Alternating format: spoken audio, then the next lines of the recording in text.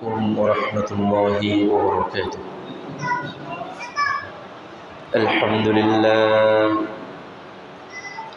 لله رب العالمين، والصلاة والسلام على أشرف الأنبياء والمرسلين وعلى آله وأصحابه أجمعين، أما بعد، فأعوذ بالله من الشيطان الرجيم.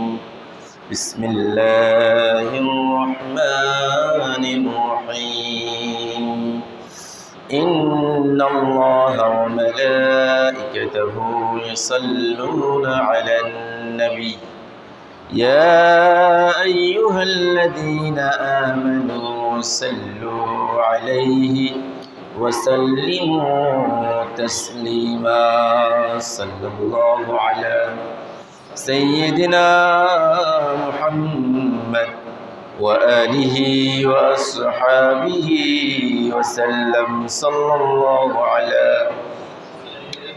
سيدنا محمد وآله وأصحابه وسلم. صلى الله على سيدنا محمد وآله وأصحابه وسلم. رب اشرح لي صدري ويسر لي أمري واحلل عقدة من لساني يفقهوا قولي. سبحانك لا علم لنا إلا ما علمتنا إنك أنت العليم الحكيم.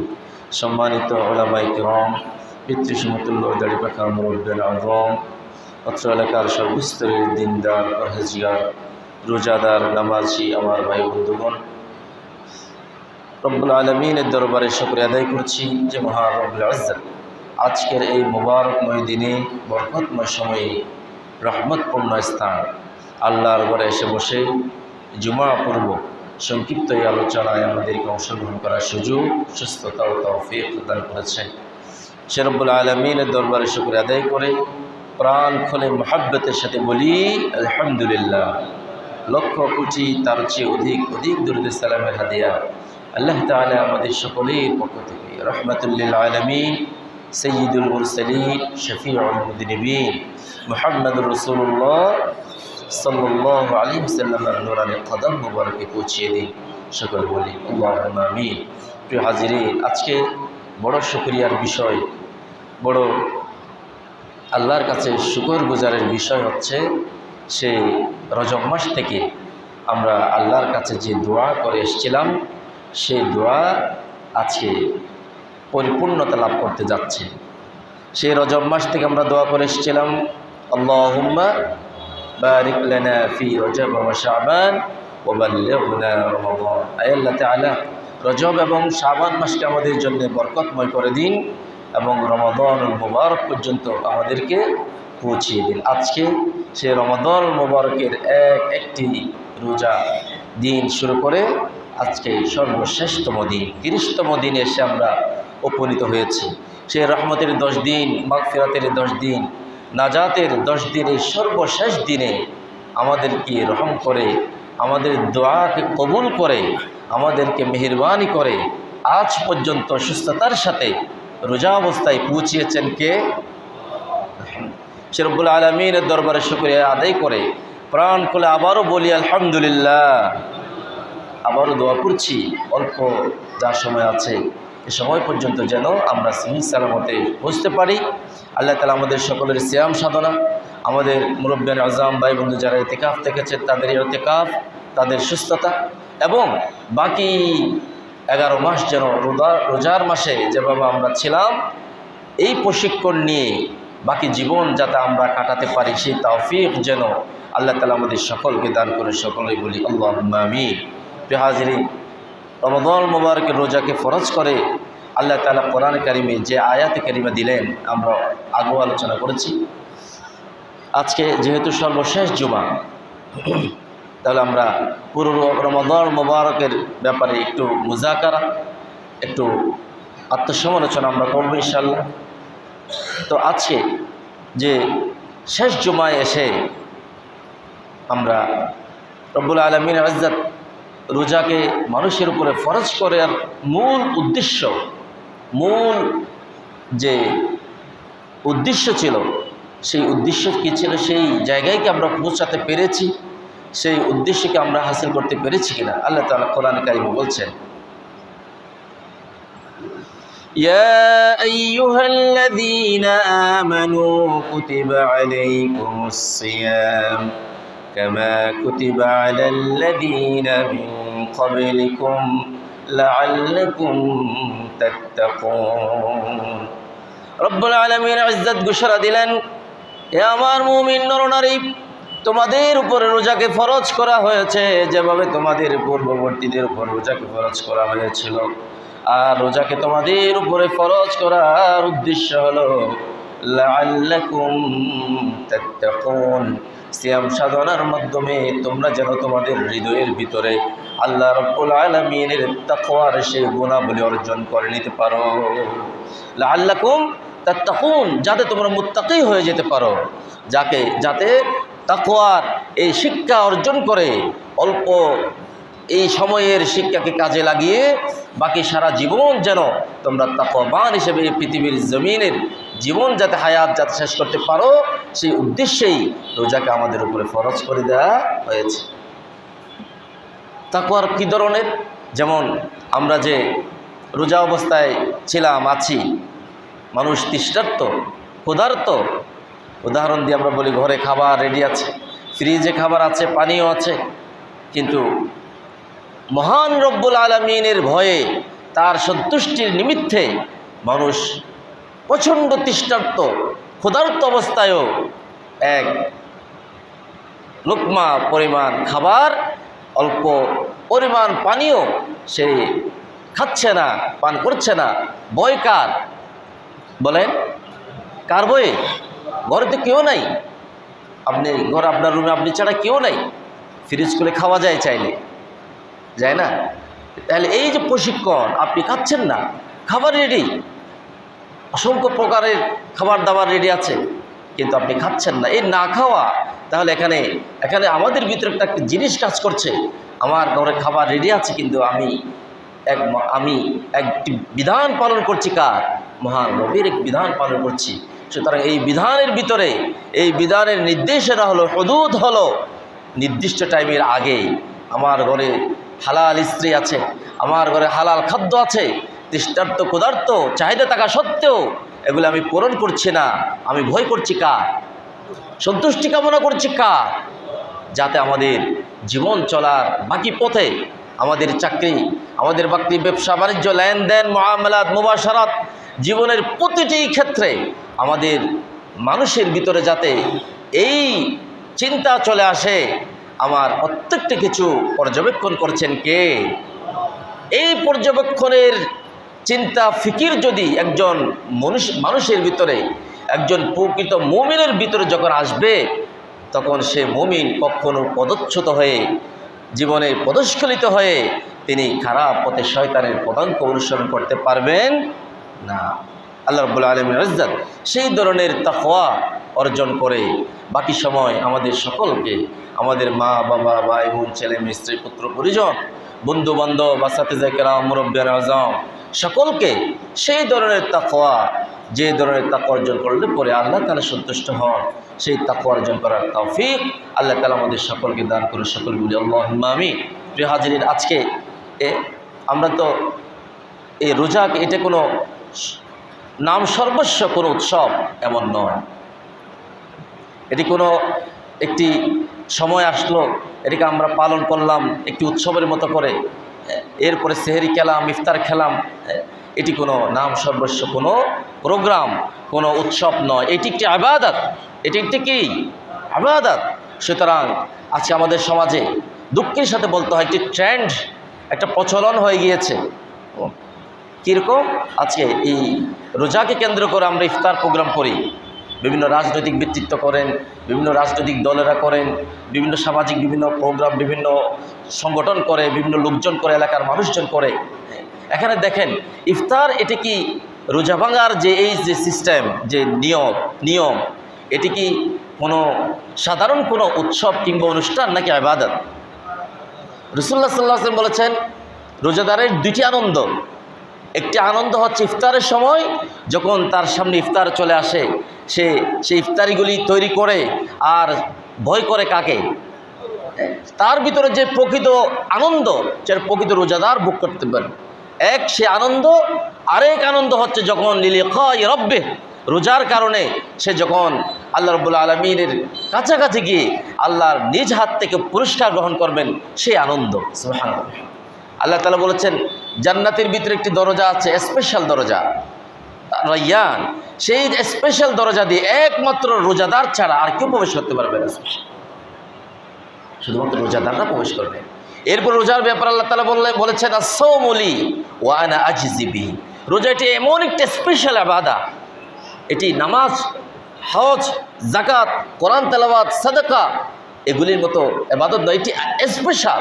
এর প্রতিদান ওয়া আনা আজজি বিহি, এর প্রতিদান আমি নিজ হাতে দেব। সুবহানাল্লাহ। এই স্পেশালিটি বোঝানোর জন্য আল্লাহ তাআলা বলেছেন আমি দেব নিজ হাতে। তাহলে এই ইফতার আমরা কি করেছি?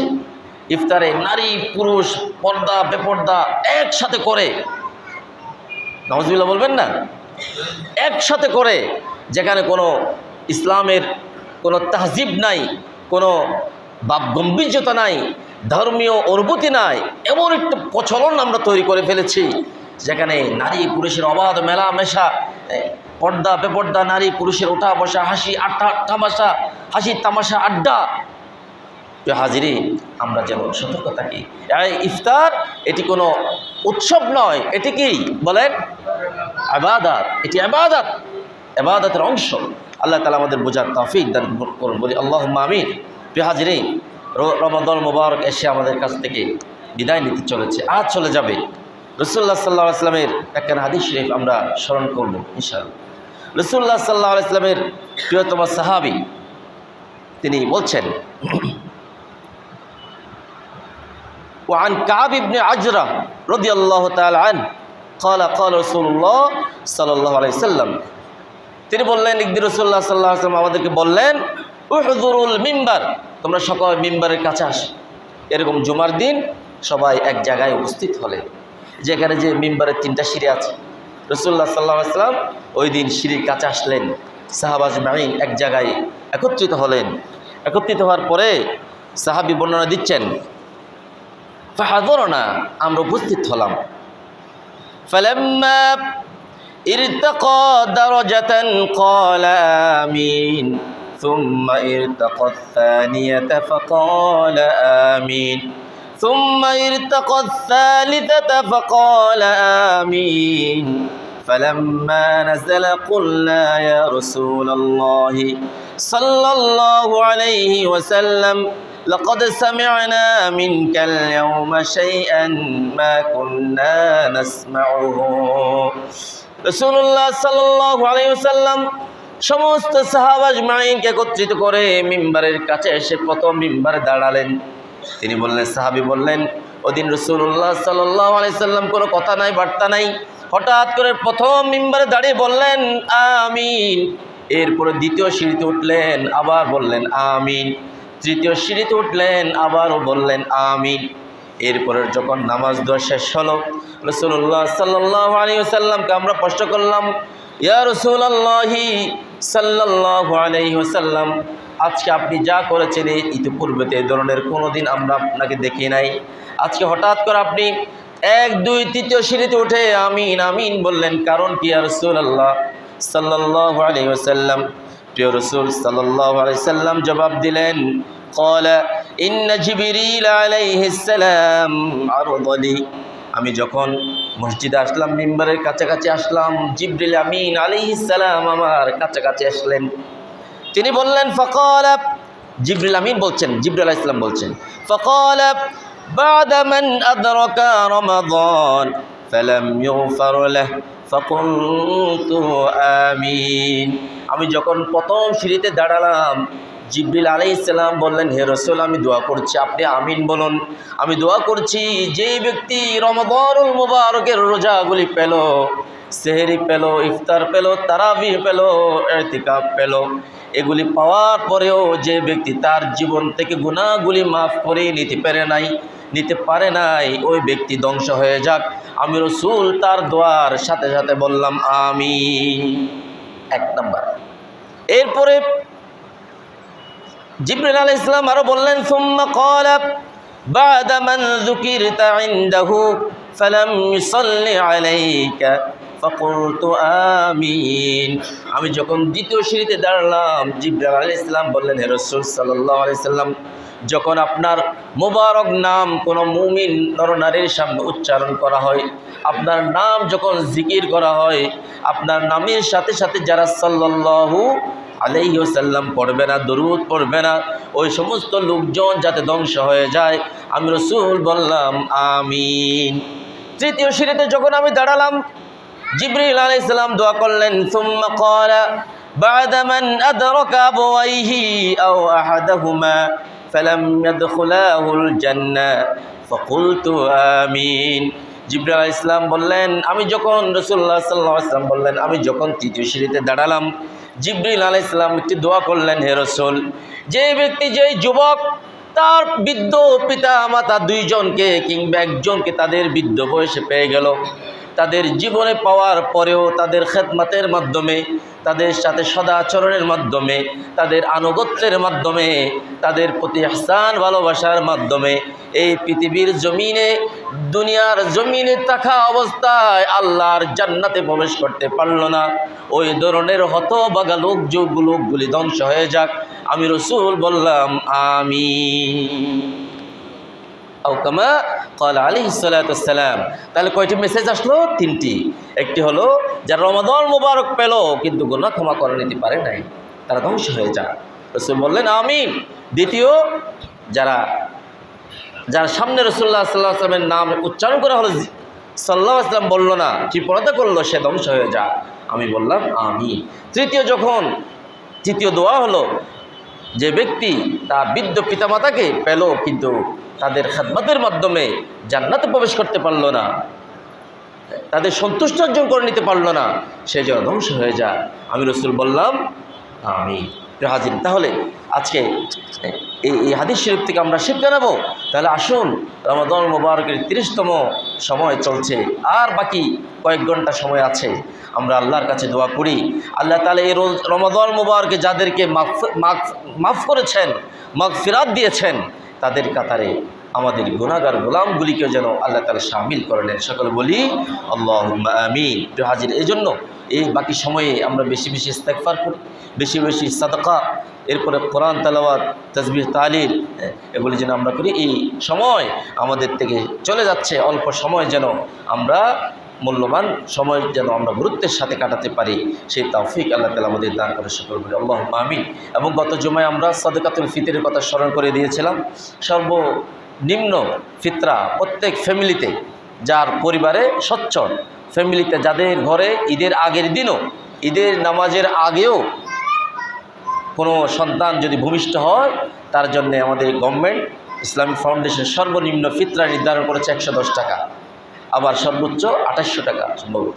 তাহলে এর মাঝামাঝি অথবা কম করা যাবে না, বেশি করা যাবে, যাদের সামর্থ্য অনুযায়ী, সচ্ছলতা অনুযায়ী, আপনজন, আত্মীয় স্বজন, লোকজনের এই ফিতরা আমরা ঈদের নামাজের যাওয়ার আগেই আমরা আদায় করে নেব। এবং আরও বেশি আগে আদায় করা আরও বেশি উত্তম, সৌন্দর্য। কেন? যাতে আপনার ওই অর্থ দিয়ে আপনার ফিতরা পাওয়া ওই লোক যেন তার ফ্যামিলির জন্য কিছু সদায়, কিছু খরচপত্র যাতে সে করতে পারে, সেই তৌফিক আমরা আল্লাহর কাছে চাই এবং আমরা করে দেব। কেন সাদকাতুল ফিতর? এটা কেন আমরা গত জুমায় বলেছিলাম, এটি হচ্ছে জাকাতুল ফিতর। এটি হচ্ছে কি জন্য? আমাদের রোজার ভিতরে যেগুলো লাগ ওয়ার রাফাত, যত ধরনের অশ্লীলতা, পাপাচার অথবা ছোটোখাটো গুনাহ হয়ে যায়, রোজার ভিতরে রোজার ক্ষতিসাধন হয়ে যায়, এগুলিকে পরিপূর্ণতা দেওয়ার জন্য এগুলি কাফার হিসেবে সাদকাতুল ফিতর এটা আমরা আদায় করব। আল্লাহ তাআলা আমাদের সকলকে তৌফিক দান করে, সকল বলি আল্লাহুম্মা আমিন। আমরা আবারও দোয়া করছি, আল্লাহ তাআলা এই রমাদান মুবারকের মাধ্যমে যাদেরকে রহম করেছেন, যাদের রোজাগুলি কবুল করেছেন, যাদেরকে মাগফিরাত দিয়েছেন, যাদেরকে সালেহীনদের কাতারে শামিল করেছেন, সেই সালেহীনদের কাতারে আল্লাহ তাআলা আমাদের সকলকেও শামিল করে দেন। সকলে বলি আল্লাহুম্মা আমিন। আমাদের রোজা, আমাদের তেলাওয়াত, আমাদের ইতিকাফ, আমাদের তারাবিহ, আমাদের তাহাজ্জুদ, আমাদের সাদকাতুল ফিতর, আমাদের দান সদকা, আমাদের তাসবিহ তাহলিল, সমস্ত কিছু আল্লাহ তাআলা, নামাজ দোয়া, সমস্ত কিছু আল্লাহ তাআলা কবুল আর মঞ্জুর করুন। আল্লাহুম্মা আমিন। ওয়া আখিরু দাওয়ানা আলহামদুলিল্লাহি রাব্বিল আলামিন। সুবহানাকাল্লাহুম্মা ওয়া বিহামদিকা আশহাদু আন লা ইলাহা ইল্লা আনতা আস্তাগফিরুকা ওয়া আতুবু ইলাইক।